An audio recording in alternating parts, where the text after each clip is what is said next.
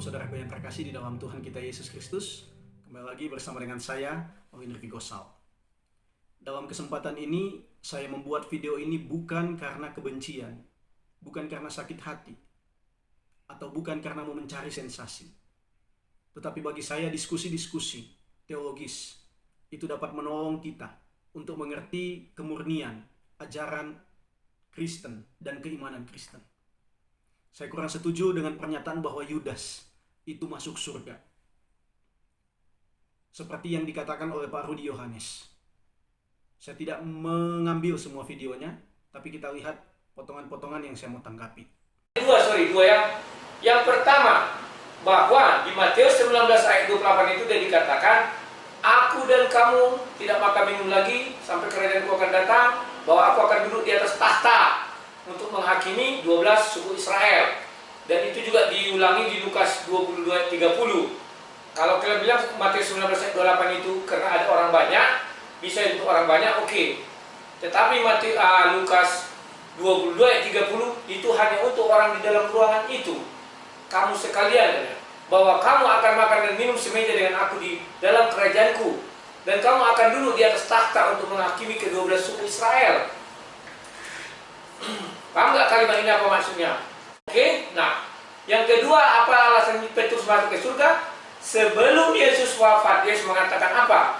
Bapa, ampunilah mereka sebab mereka tidak mengetahui apa yang mereka perbuat. Nah, setelah itu apa yang terjadi? Yesus mengatakan, ya Bapa, ampunilah mereka sebab mereka tidak tahu apa yang mereka perbuat. Artinya apa? Yudas yang berdosa seberdosa-berdosanya itu diampuni Yesus. Setelah itu apa? Ketika dia diampuni, dia berbuat dosa lagi tak? Tidak, karena sudah mati, tidak bisa apa-apa. Saudaraku yang terkasih, dari keseluruhan video yang saya lihat dari Pak Rudi Yohanes, ada dua pokok penting pembelaannya bahwa Yudas masuk surga. Yang pertama itu bahwa di dalam Lukas pasal 22 ayat 30 dikatakan bahwa kamu akan makan dan minum semeja dengan aku di dalam kerajaanku. Saudara, kita nggak bisa hanya potong di ayat 30. Tapi menurut saya kita harus lihat keseluruhan. Termasuk saya mau soroti ayat 28. Dikatakan di sana, kamulah yang tetap tinggal bersama-sama dengan aku dalam segala pencobaan yang aku alami. Saudara, kita harus tahu bahwa Tuhan Yesus belum selesai menghadapi pencobaan, menghadapi ujian, menghadapi ketaatannya kepada kehendak Bapa belum selesai.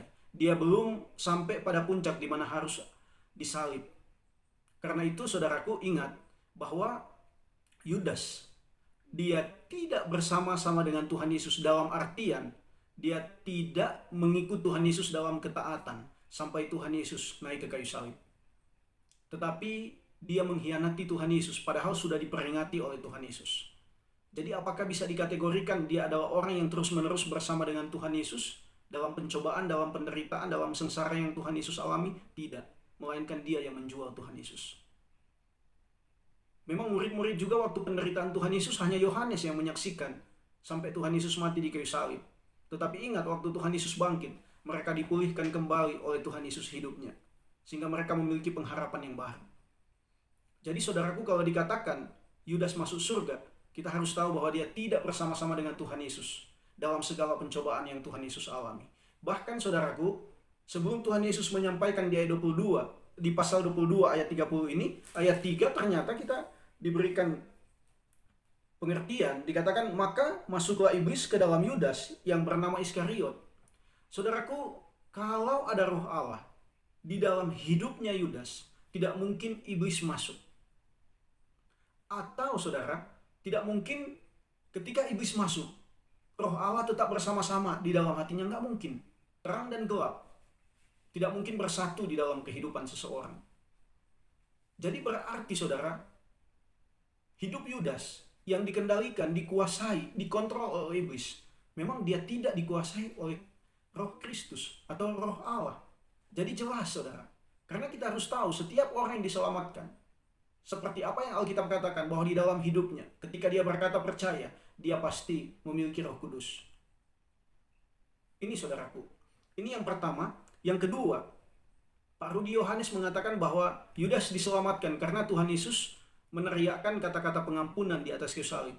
Ampunilah mereka sebab mereka tidak tahu apa yang mereka perbuat.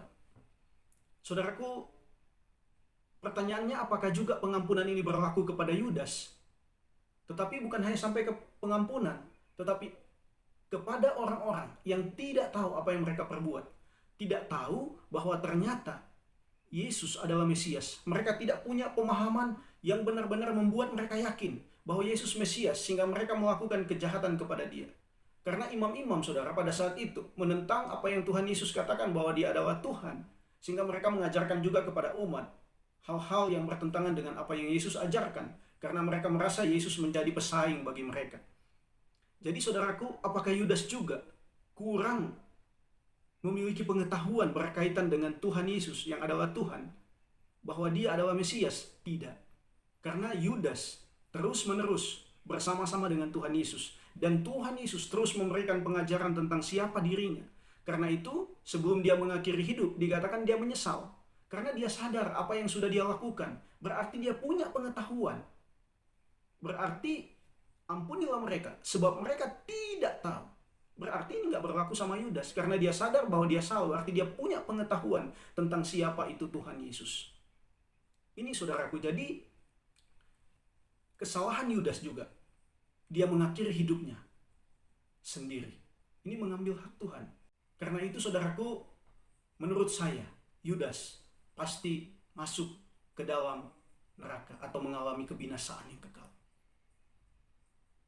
Kiranya pendapat yang saya kemukakan berdasarkan Alkitab ini bisa menolong kita untuk kita melihat bersama, saudara. Mari kita orang Kristen belajar Alkitab dengan baik dan menambah ilmu kita untuk kita hidupi tiap-tiap hari. Tuhan Yesus memberkati kita semua.